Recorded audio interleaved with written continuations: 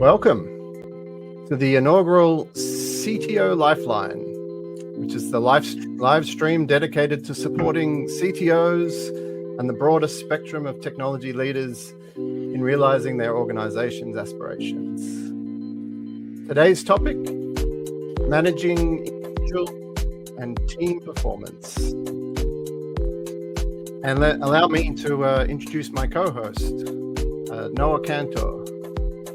Noah is a leadership coach with more than 20 years experience in and around technology, ranging from startup to 165,000 person enterprises in all aspects of technology. Right from the humble service desk through to the back-end DevOps leadership and lots of experience consulting.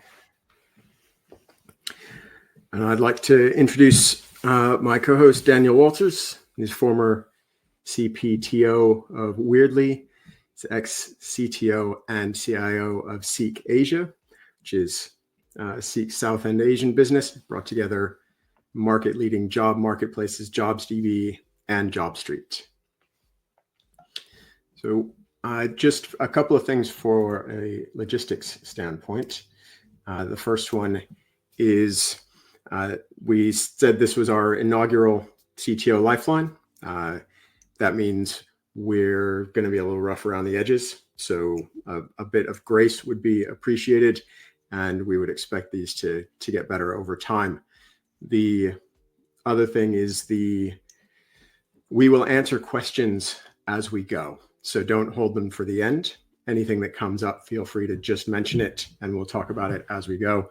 We have an idea of what we want to talk about and what we want to get through, but we'd much rather engage with anyone who has questions so that we can be as helpful as possible. And also, a recording will be hosted on LinkedIn and available for viewing afterwards.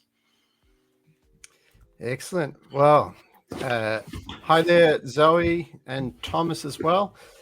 Let's jump in.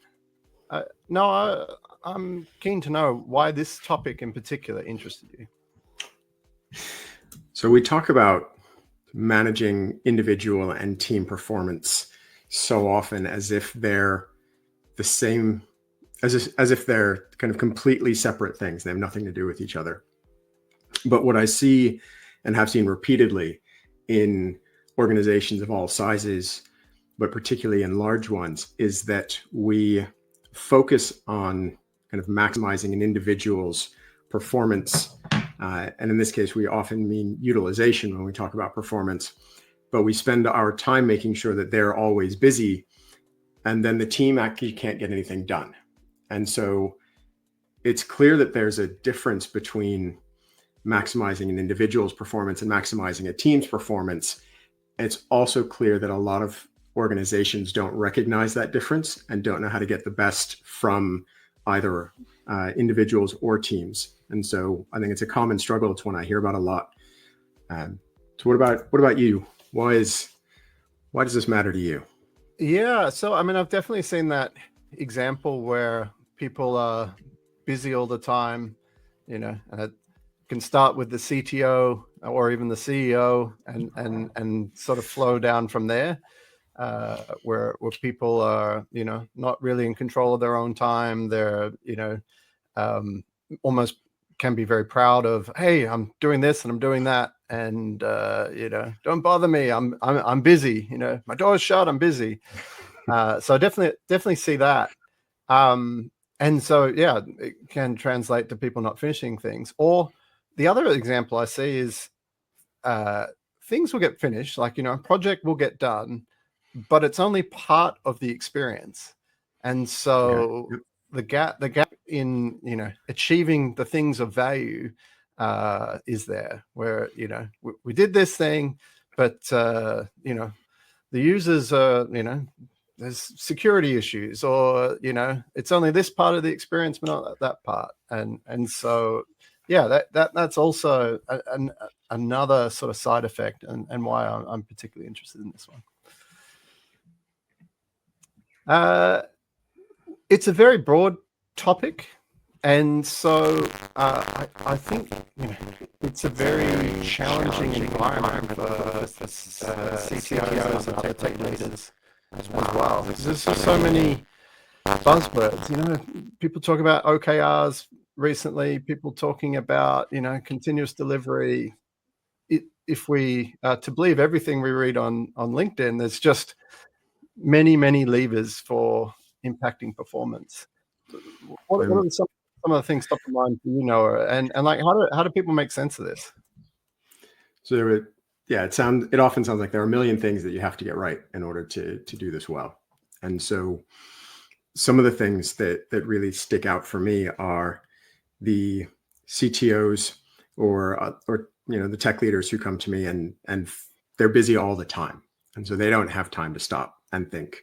They struggle to kind of delegate to their teams because they're so busy, they don't have the time to think about, okay, well, who could be doing things? What could the team take on that I'm currently doing?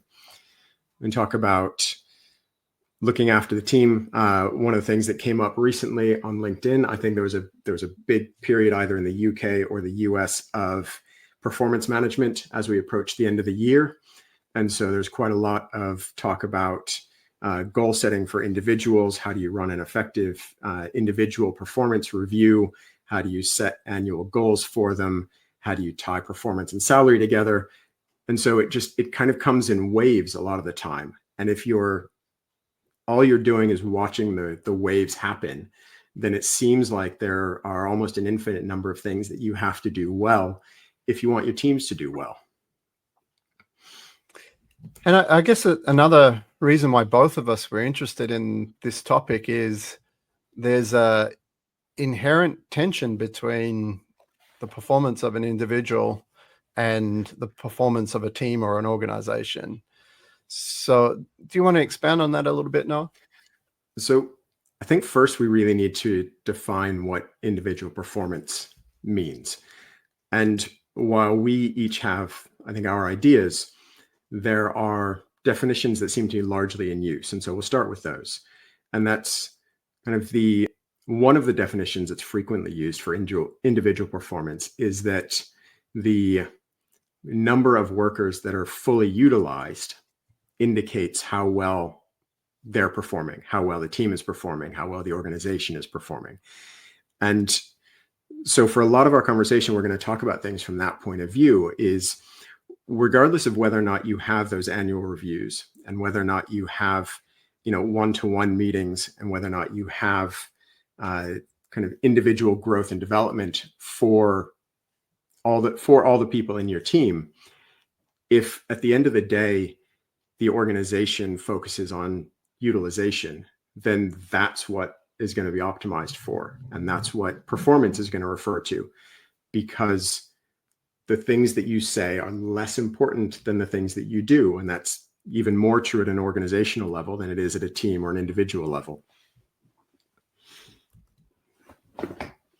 I saw Silke says that it hurts in her ears. We'll get a clarification whether it's our microphone setup or just the familiarity of some of the experiences we're describing here.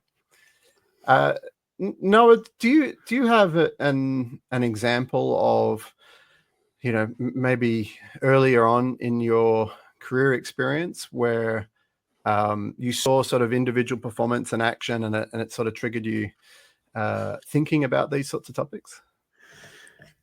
A number of years ago, I was working in the UK for a company, and we bought another company.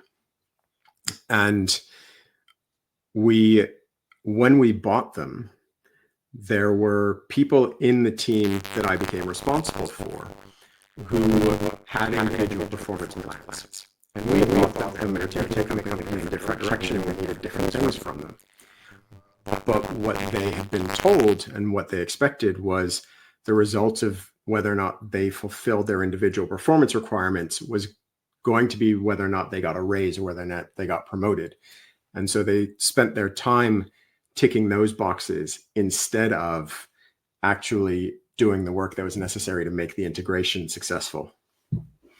Yeah, I've seen similar things in my experience, particularly when I was working at Seek Asia, where there was about 20 teams engaged in developing and improving the job marketplace for candidates and for hires.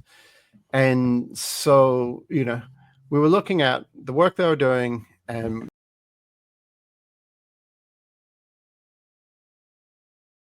what was working well, what wasn't, and where the tensions were, engaging with the teams.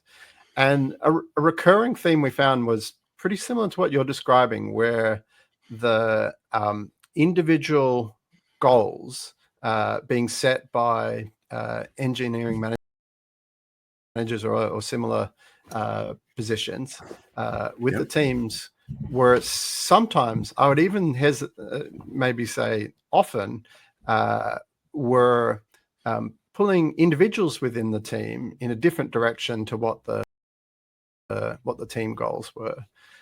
And in an environment where, and we, just for everyone's awareness, we were using, combination of some KPIs, OKRs, and, various other tools in place. And it was interesting where the I guess the company process for managing individual performance was resulting in identifying these goals. Some were real, some were sort of almost artificial goals, and because those were seen as hard incentives, people might be more likely to actually prioritize those over the overall team impact. So, what's the dynamic at play there?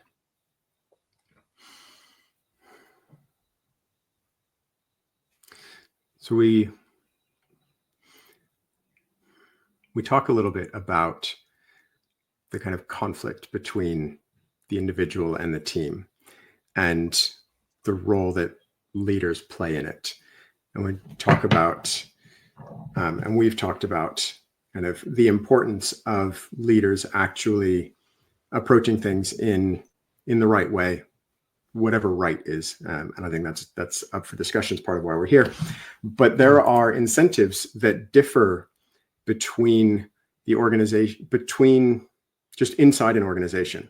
We talk about hard or soft incentives. We talk about explicit or implicit incentives. We talk about kind of the ways that people are rewarded make a difference to the way that they behave. And one of the things that has come up a few times is I've been involved in a number of agile transformations, large digital big bang changes. One or two has been successful and a lot more have failed. But a large part of why those seem to fail is leaders will go to training for agile practices and they'll come out of them and then will say, we want our teams to make small changes, deliver them on a regular basis, and get value in front of customers quickly and have it be high quality. And then the behavior that they pay attention to and the things that they reward are heroism. So when things go wrong, they draw attention to it, they celebrate the people that provide recovery, the people that help sort things out when there's a disaster.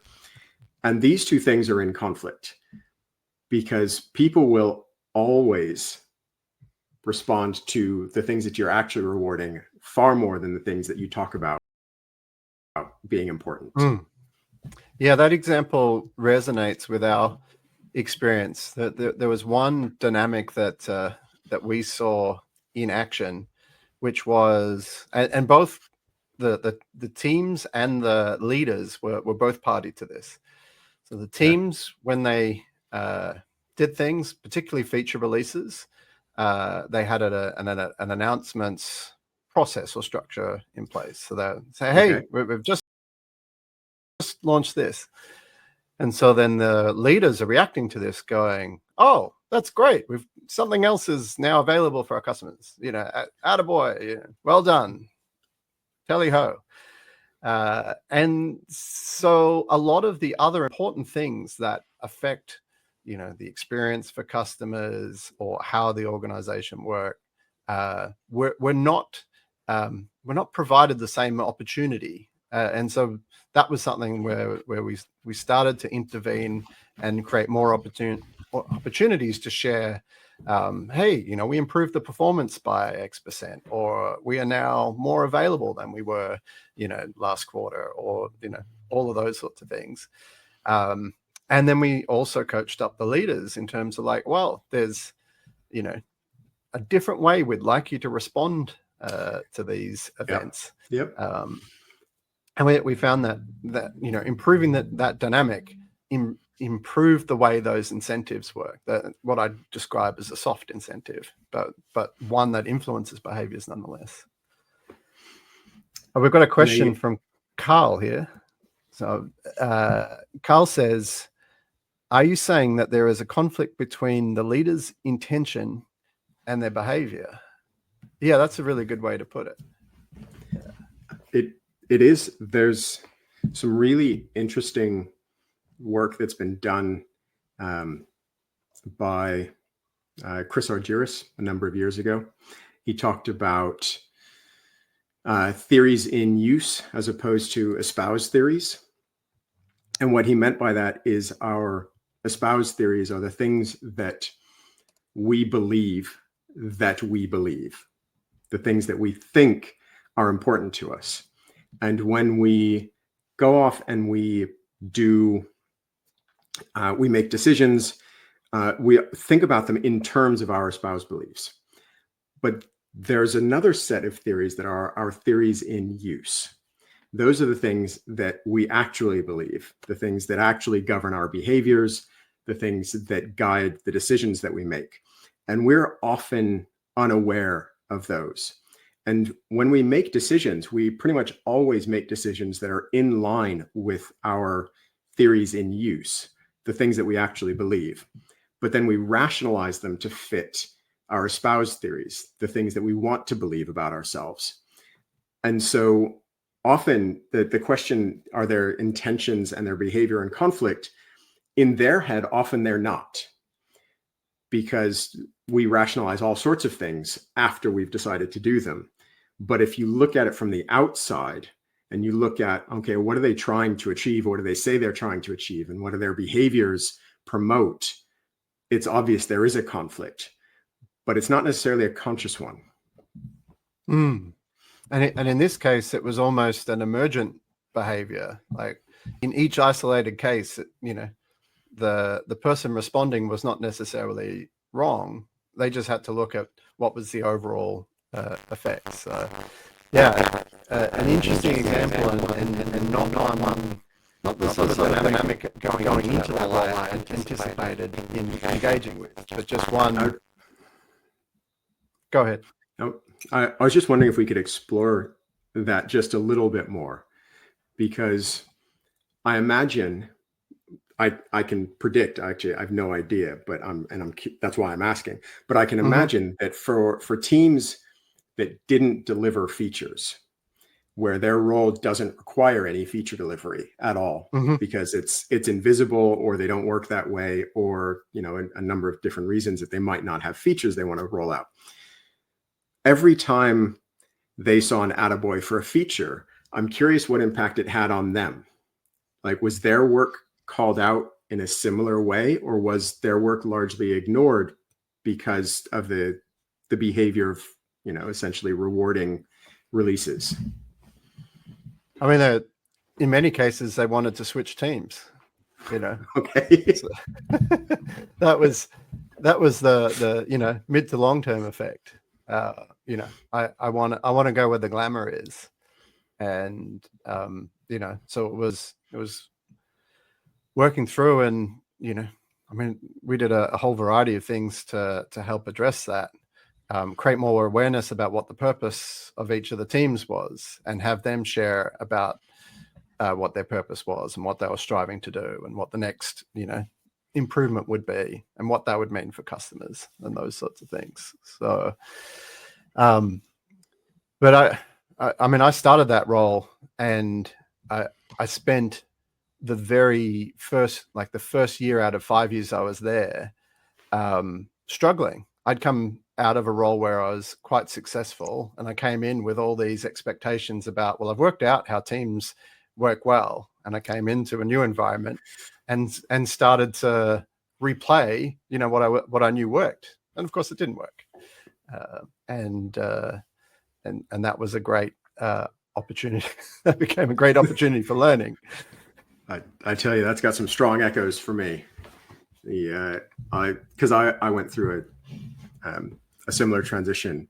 When I went from kind of leading a waterfall organization where everything was done, you know, in advance, in sequence, to being a leader in an organization that really embraced agile ideals, and they were flexible and they released directly to production and they didn't have a bug database, and there were so many differences that I used to go home and I used to tell my wife, if I survive this, it's going to be great, but I'm not sure I'm going to.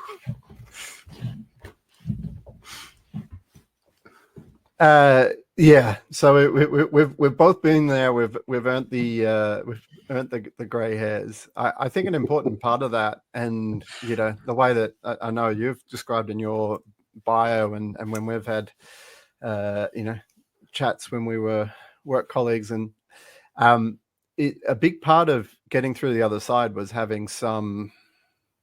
I mean, I described it as like a ritual of introspection. It was sort of like, you know, this sort of periodic, how do I think I'm doing, you know?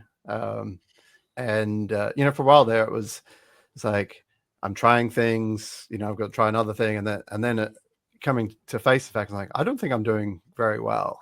And then the second part, you know, which is the humility to go like, I better go talk to some people and see what advice they have. What am I missing? You know, do some reading. You know, I mean, it probably took me a lot longer than it should. So, you know, I guess that's one of the inspirations behind, you know, this live stream. Was like, boy, that was hard. Maybe it doesn't have to be as hard for the next person. Yep. It was about 10 years, I think, before I finally felt like I had an idea of how things worked. That's after starting at the very beginning and thinking I had an idea of how things worked, and then rapidly being disabused of that idea. And like I used to go out and read all kinds of websites, because this was 15 or so years ago. I'd follow all kinds of websites about what should I be doing, what practices should I have, what should I be adopting, and they all gave really good advice, but none of them fit me. And so in many ways, I found I made things worse. And what would have really been helpful at that time was someone outside the organization that I could have talked to and just bounce ideas off them and have them help me figure out what I was doing. But I was 25, I think, maybe 26, and I already knew everything. So why would I need to go work with somebody else? Like, what value would they have provided to me? Yeah. There's something, I don't think I'm going to recall it correctly, but there's something about the ladder of wisdom, and I think that the next step is realize you don't know everything, which was a hard step for me to cross.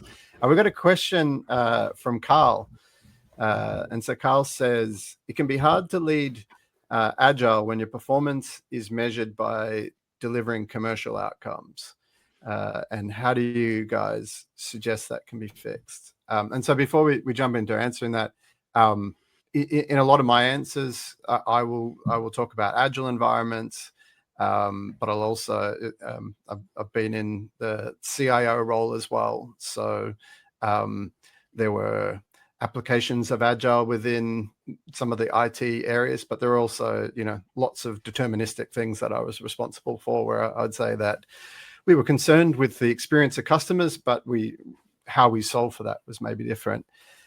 But we'll start with, you know, like, what were some of the considerations when the drive is for commercial outcomes, and how that impacts sort of team performance?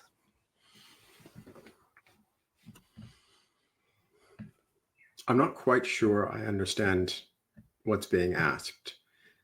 So if you think you've got an idea, why don't you go first, and then I can expand on it, Yeah, or Carl can expand on I've got his thinking in the comments. yeah. Carl can clarify, but in the moment, the way I'm interpreting the question around commercial outcomes.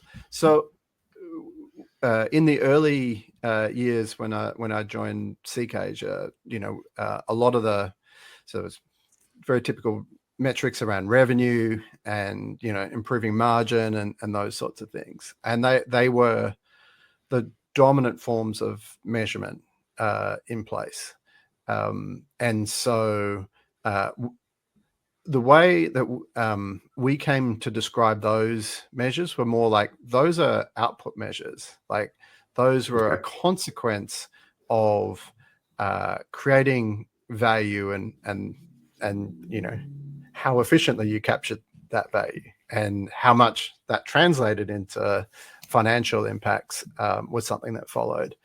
And over the years, the executive leadership team worked together, building a fairly sophisticated model of how the different parts of the business contributed to that and what were the leading and lagging indicators. And so that's probably what my answer would be, was like, continually testing and evolving that sort of persistent shared model that you have across the leadership team, and how you share that with the teams that are working for it. Yeah. So Carl's saying that's the crux of the question he was asking. So I have some thoughts on it, but I think it's going to require expanding on the notions behind individual and team performance before I can answer it. So we talked about what enterprises use to define management, or to define performance. And it's one that we've used at the beginning of this conversation, but I don't know that it's one that I would continue to use at the end of it. Right. Mm-hmm. I would much prefer to think about individual performance as the behaviors that enable the team to deliver value. And the thing is, it escalates all the way up. So in order to prevent conflict at the team level, then team performance is about when the team does things that enable the organization to deliver value. And value can be defined in different ways in different organizations. I worked in nonprofits where it's defined in terms of the successful outcomes for children. I've worked in organizations where it's purely financial and commercial, but it needs to be, I think, pretty well understood.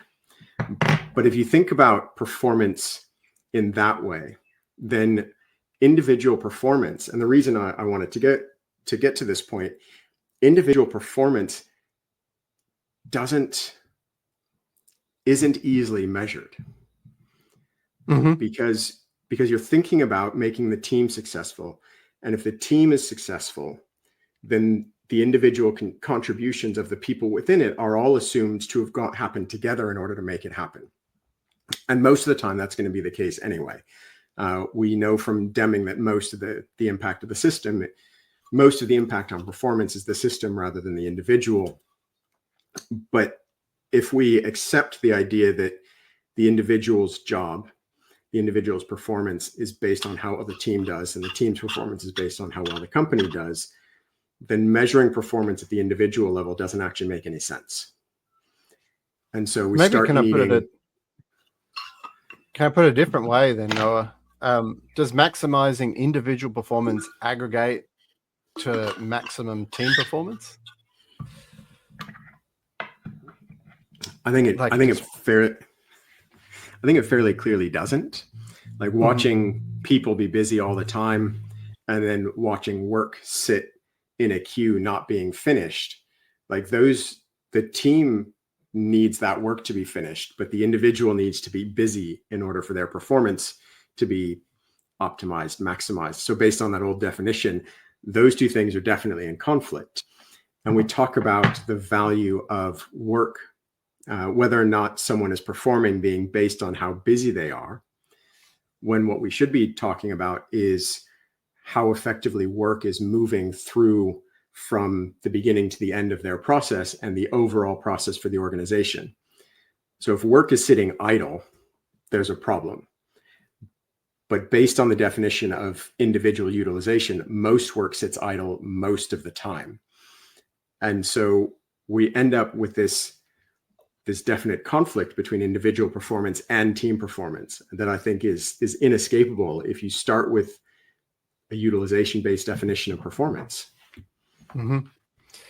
So this we've covered some theoretical concepts, but we know, looking through the audience, there's a variety of CTOs and other tech leaders, and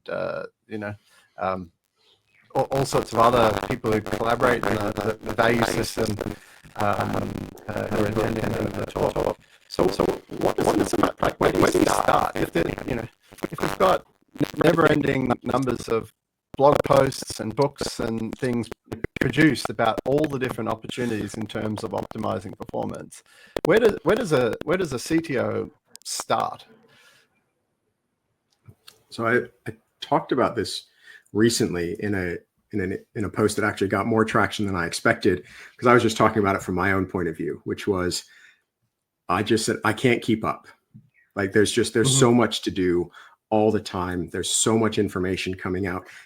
Even just on LinkedIn, as being connected to a number of people, there's so much interesting stuff happening, coming at me all the time. And I really can't keep up. And the realization for me was that I shouldn't be trying, right? I should be doing what's right for me and not what the community thinks is amazing and interesting. And I think that's true at the CTO level, and at leadership levels and at individual levels. The really important thing to do is make sure that you've got time for yourself. You don't want to be busy all the time, because when you're busy all the time, you're fragile. If something goes wrong, you don't have the ability to work on it or change. You also don't have time to think. And as tech leaders, a significant amount of our role is actually to think, to understand what's going on, to think about the interactions between lots of different things, and to really be able to understand it and communicate it to other people. And when we're in meetings all the time, or we're trying to push things all the time, we haven't got the ability to do that. So start by thinking about, what are some responsibilities that I don't need to have, right? What are some things that I don't need to do? Who in the team can do them? Can the team accept them as a responsibility so that it's not necessary for me to do them? If not, can they just not be done? I've seen a number of activities in enterprises where you write a report for the report's sake and you send it out and nobody ever reads it. Okay, well, you just spent 2 hours creating and curating that report, but it hasn't delivered any value. Is anyone going to notice if you stop doing it? So just think about all the things that you are doing, lots of them out of habit, and how many of those are strictly necessary for you to be successful. Yeah. Is it still relevant, or could we subtract it? Could we remove this from the inventory of all the things that is taking up time and attention? Yeah. I have similar conversations in my coaching, which is around, answering the question, are you in control of your own time? It's like, sort of, step one is, because if your calendar is dominated by the needs of everyone else at the first juncture, then you're not in control of your own time, and what time you have left is almost always reactive. And to be an effective leader, the more sort of proactive time that you could put thinking into, like, how do I better support the team? How do I understand better or share my understanding of what the purpose of the organization is, and so that my team members can make better decisions, etc., etc. So yeah, that is a practical place to start.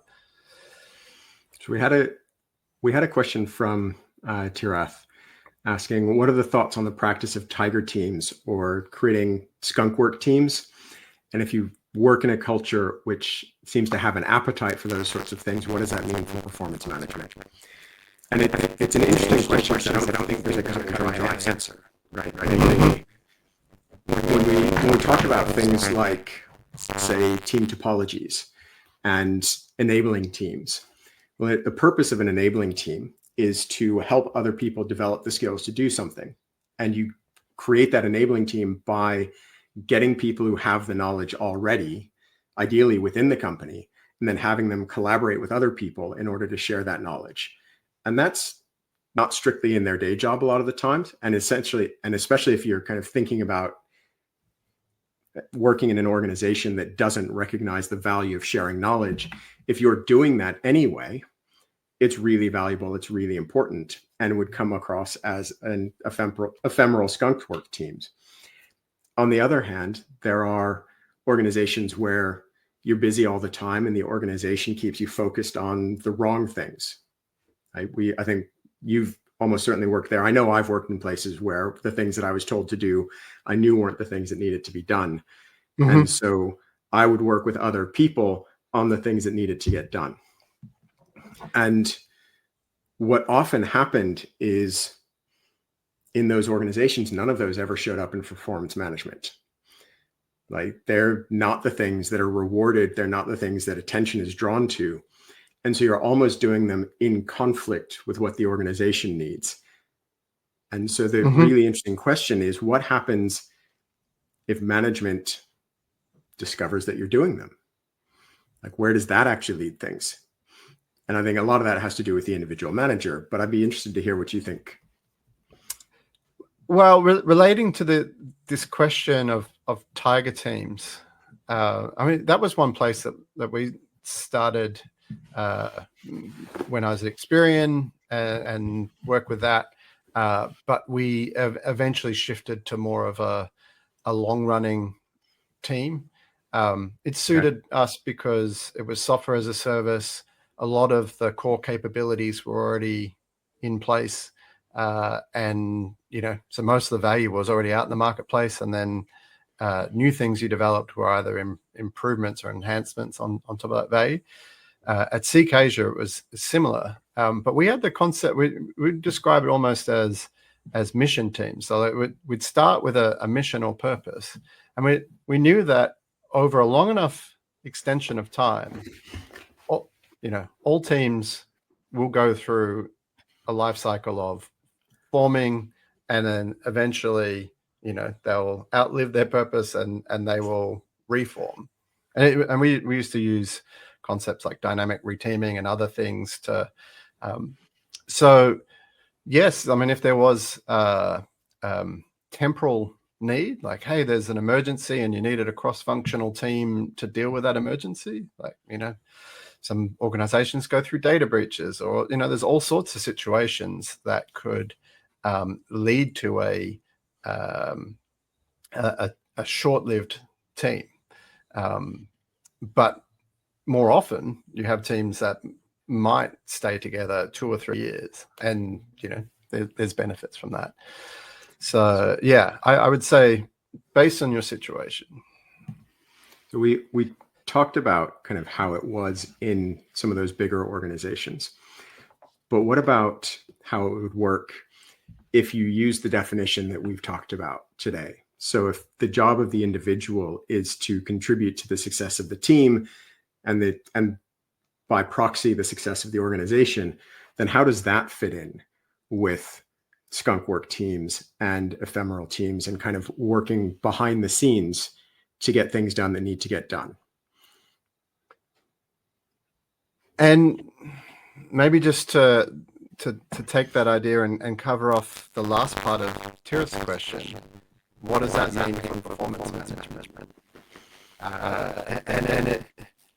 One of the things that we found was if you tried to manage that purely through the organizational process for performance management, it was inadequate.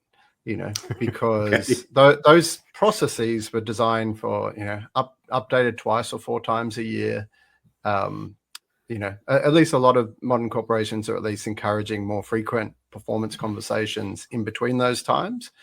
But, you can find that the goals are changing, like the individual goals are changing, or the implications of what the individual goals were. And in the end, I actually, as a leader, found myself slightly subverting that process to a degree. So we shifted the responsibilities of the engineering managers to be more focused on the development and being the the person in the corner of the individuals that reported to them. So more purely focused on that. They were no longer going to be their performance was not going to be managed on the performance, like the delivery performance of the team. So the team and the team members would be, their performance would be considered as the overall effects of the team. What positive effects was that team having for the organization?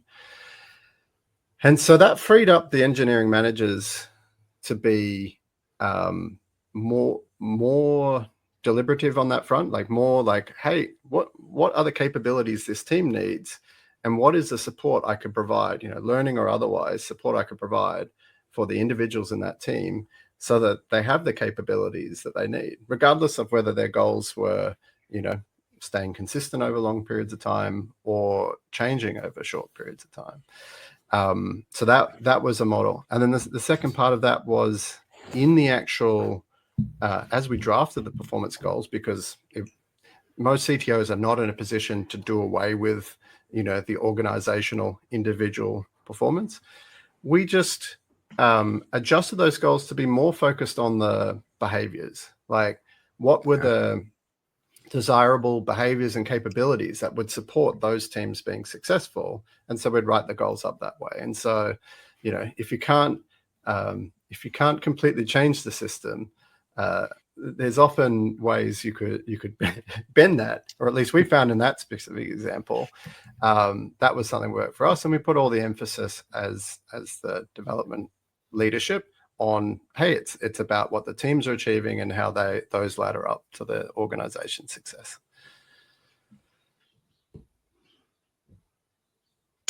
I can see a comment from Cheryl. She says, is anyone going to notice if I don't do this? That's a cool question for helping us prioritize our work and what to do and what not to do.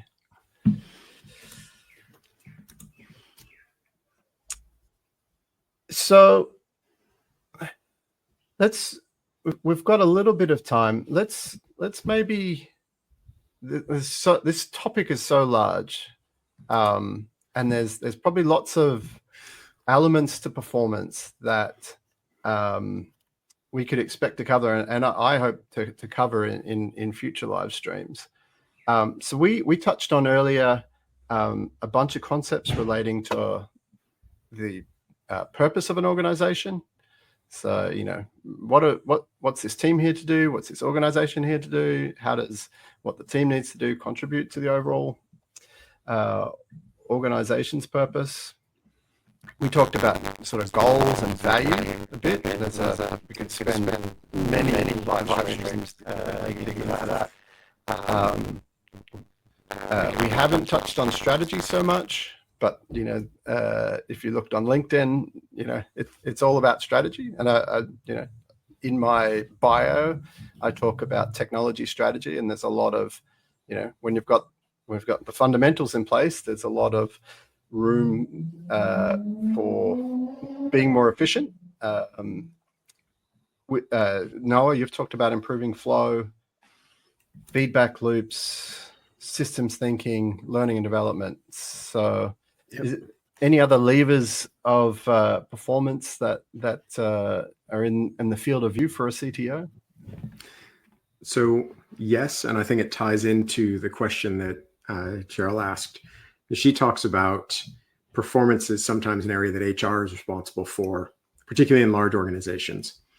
And in our experience within agile transformations, how did HR help or hinder what you're trying to achieve? And I think it's a really good question, and it ties in really well, because one of the things that I've found, and one of the things that a good friend of mine who also does this sort of work has found, is that HR is very rarely directly in conflict with change. They sometimes end up in conflict with change, but there are, I'll use an example. So we're working with an organization, and there are a bunch of different job titles, and each of those job titles has somebody isolated in the team is responsible for databases. Someone in the team is responsible for software development. Someone in the team is responsible for testing, and everyone's got an individual title and an individual job description. And they don't want to do something different because their job titles and their job descriptions say that they have to do this thing. So how do you deal with that? Well, in one of the transformations, what we did was we went to HR and we said, we want to get rid of all the different job descriptions. We want everyone to be engineers. And the expectation when we did that was that HR was going to push back, because they've gone to so much effort to help write these job descriptions and come up with salary bandings for them, and weigh them against each other and determine how to make progress and all sorts of things that are just an absolute ton of work. And the response that we actually got back was, "Oh, thank God. Can we just get rid of all of them? Just, if we collapse them into one, if you can come up with a way that provides a definition for their roles that's relatively all-encompassing, so that you're not leaving people out, then we will absolutely take your database engineers and your test engineers and your developers and your architect and everyone else, and we'll give them a single job description and we'll define progress that way." So HR doesn't, in my experience, doesn't have to be in conflict. It depends on the conversation you have. It depends on the leadership, the viewpoints of the leadership. It depends on kind of how expectations have been set. And they all kind of factor in together. But it doesn't have to be an antagonistic relationship when you want to introduce change. Yeah, we had a similar experience working with at the finance teams, where we were looking at how things were working, and we saw that there was a lot of friction for teams doing the sorts of things that they wanted that would help them contribute value. So there might be high friction on acquiring some learning, or it might be some high friction on acquiring a tool. And a lot of these sort of, we could trace back to, hey, there were these very detailed sort of cost codes and way we categorized, the little pools of spending, pools of budget that teams could use. And what we ended up doing was working with the finance team to redefine those. So, we had organized the teams around a number of domains that contribute, so it was like, what are we doing for candidates and their experience? And what are we doing for hires and their experience?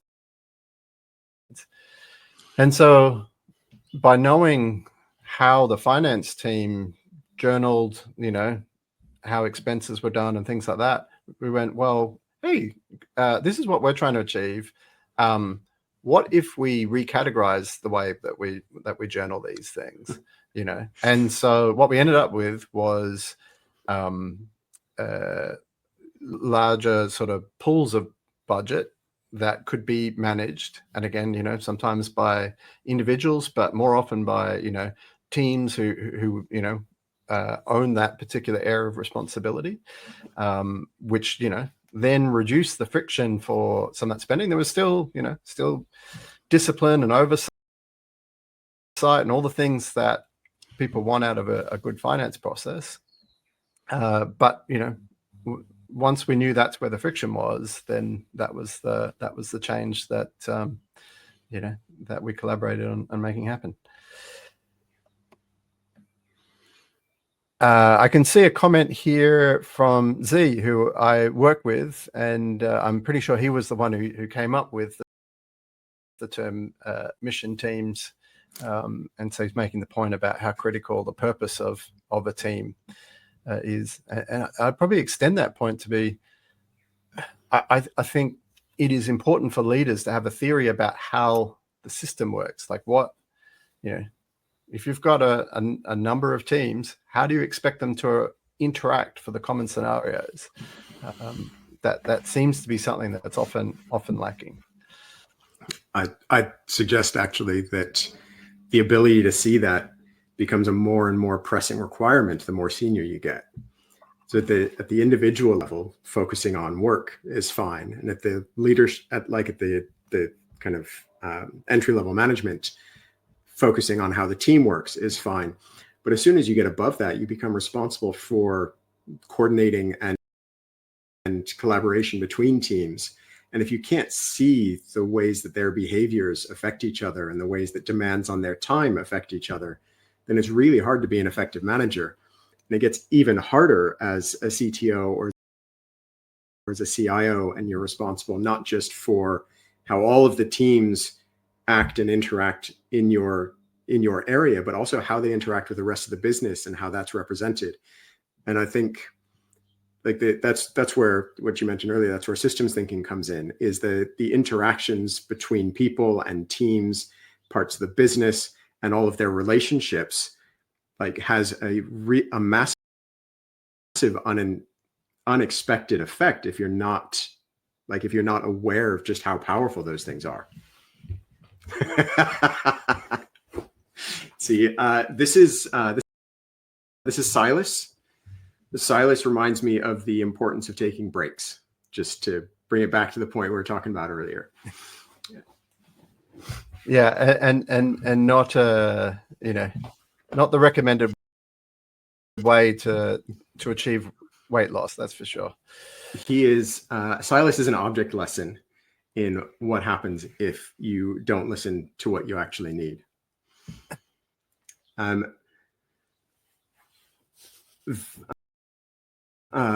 that Vaibhav asked, in recent digital world and any technology upgrades, is there a strong business acceptance? And I think what's being asked is, how do kind of non-visible customer visible improvements, how are they accepted by the business? And you can correct me in the comments if I've misinterpreted that, by the way. And what I've found is quite a lot of that depends on how it's approached and how the technology team talks about it. If your technology teams, as a CTO, if your teams talk about debt and upgrades and changes as something that's separate from the value added work, then the rest of the organization is going to struggle to justify it. But the truth is, they're not separate, right? The fact that you need to upgrade systems isn't an add-on to value, it's an enabler. It makes it possible for the team to continue to do its job. It makes it possible for the business to continue to function. And so if you encapsulate technology upgrades and improvements and in part of your conversations about growth and development, and part of your conversations about delivering to customers and delivering value, the conversation becomes significantly easier. And Daniel, I know you've had some of those responsibilities as a CIO, so I'm really interested what your experiences will have been like.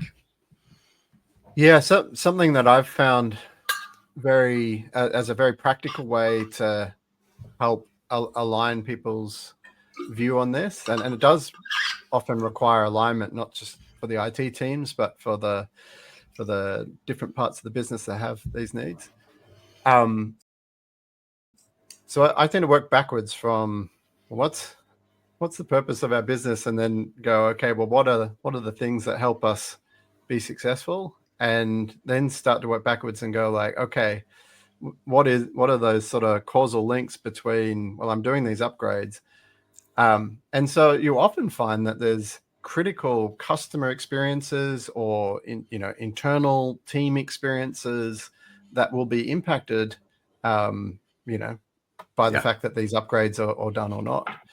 Yeah, one example I often cite is like imagine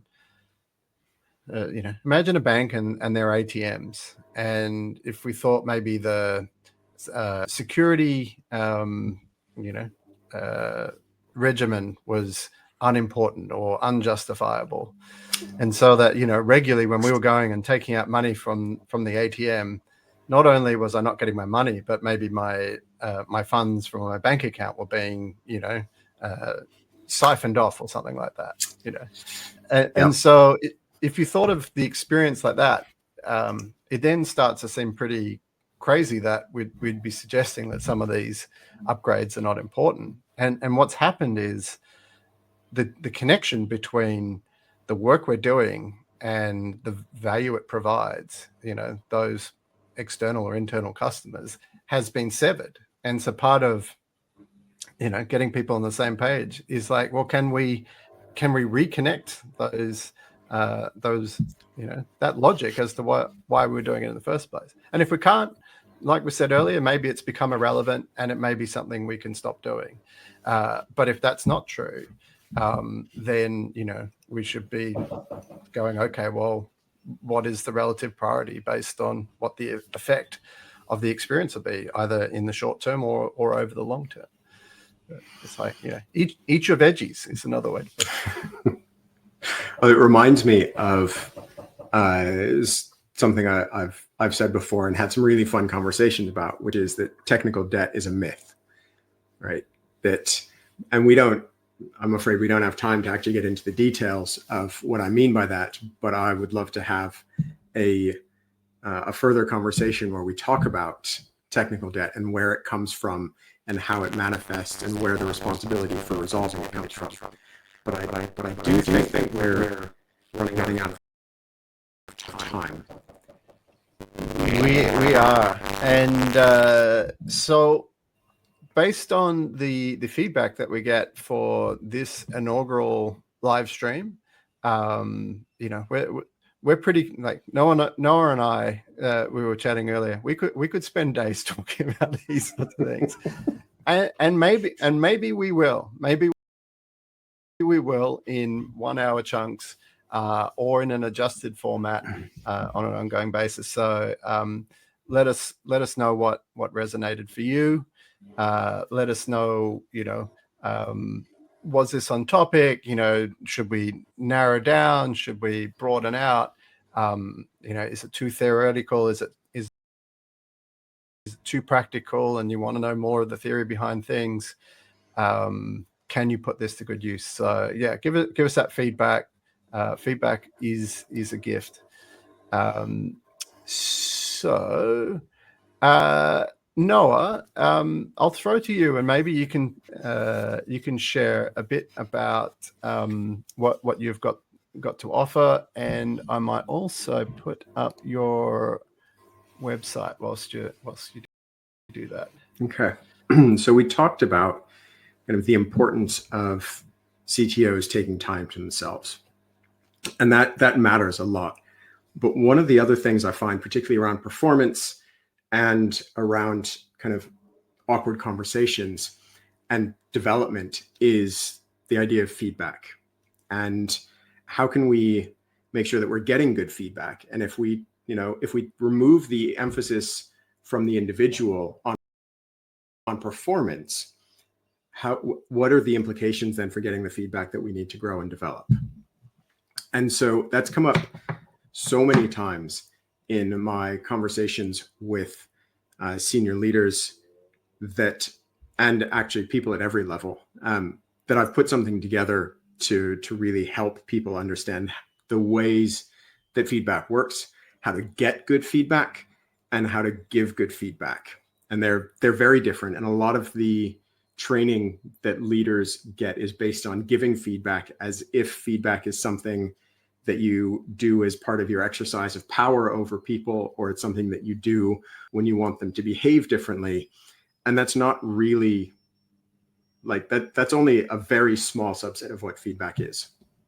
And because I got it so frequently, I put together an ebook that kind of takes the details from a class that I run on feedback and simplifies it into a very small, easily understood package. And I've put it up on my website. So if you'd like some hands-on practical ideas about how to actually get the feedback you want and give feedback as part of your ongoing development or that of your teams, then you can go to my website, noahcantor.com/ebook, and you can get a hold of it. I saw Ilya as asked, would love to hear more thoughts in the future on how to present technical debt in terms of business value to key stakeholders. And I know that both Noah and I have a lot to share on that topic. It's a hard nut to crack, but there's a lot of approaches that you can take to make it easier and bring people along the journey.